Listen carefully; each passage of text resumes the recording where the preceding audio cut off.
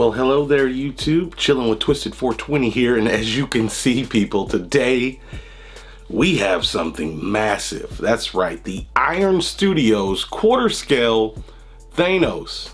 Got it from Sideshow Collectibles. He had an edition size of 850, and he sold for $999.99. That's right, folks. Pre-ordered this guy a few months back, and everybody knows on that watches this channel, I'm a huge Thanos stan.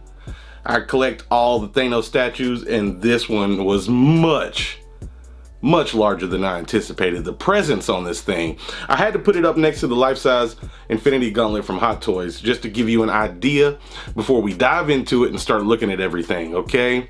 Now that you see the size comparison, you get an idea of what we're looking at, we can move on. All right, folks, and here we are with the Mad Titan himself. Just a huge statue. We're going to talk about it. Now, I am disappointed. I saw people that were going to Comic-Cons looking at the prototype. Each one of these little stones on the base were Infinity Stones. But for the final product, they are not. They could have just painted those.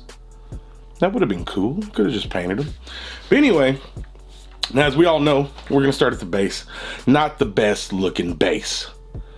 I got to say, the colors, you can even see some of the kind of metallic look bleed over into the top here. Not the best. We do have Captain America's Wakanda shield here. That's a little extra piece. They just got it sitting in there. Kind of cool. Just have it laying on the ground. But yeah, those rocks, they don't look good. They're not looking the greatest. A little bit of grass and moss and stuff. It's not ideal. It's none of it's ideal, but hey, it's a big base too. It's bigger than I thought. I thought it was gonna be a bit smaller, but that is a huge base. Like, here's my hand, there's the base. It's a big one. But anyway, moving past the subpar base, there's a little bit of lack of detail in the laces that I felt would be there, but I like all the mud and everything kicked up on the boots, looking good. The boots are looking nice and muddy. I like them. Moving up. Paint app looks good here. These are the more parts of the boots up here to the knees. Looking nice. You got this corduroy look going on the pants. They look good. Little rough right there where the seams and the stitches are. A little sloppy, but not bad. I like all the wrinkling and everything. The shadowing looks pretty good. And his body is twisted, as you can see.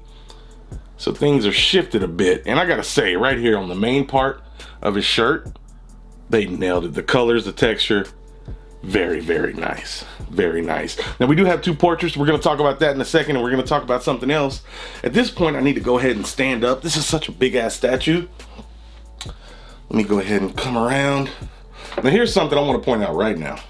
Now overall, his texture, it has that problem that a lot of people worried about on that new Hulk they got coming up.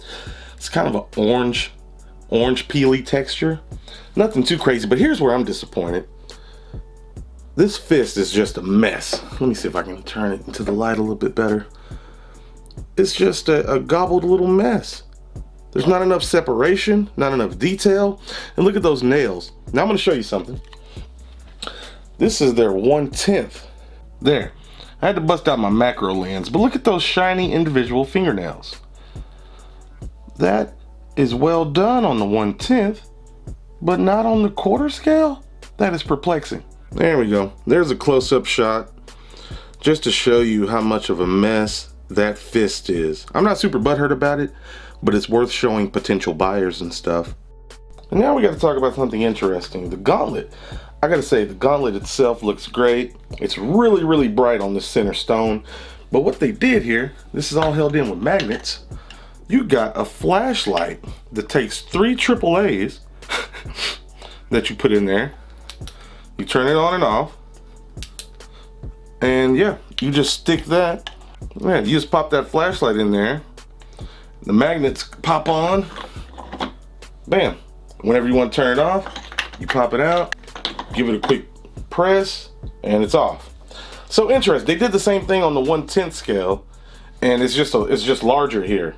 But yeah, weird way of doing light up function, but hey, I guess it worked. Here we can see more of that texture I was talking about. I don't think it looks too bad, but they got the biceps and everything looking pretty good. A little bit of veinage in there.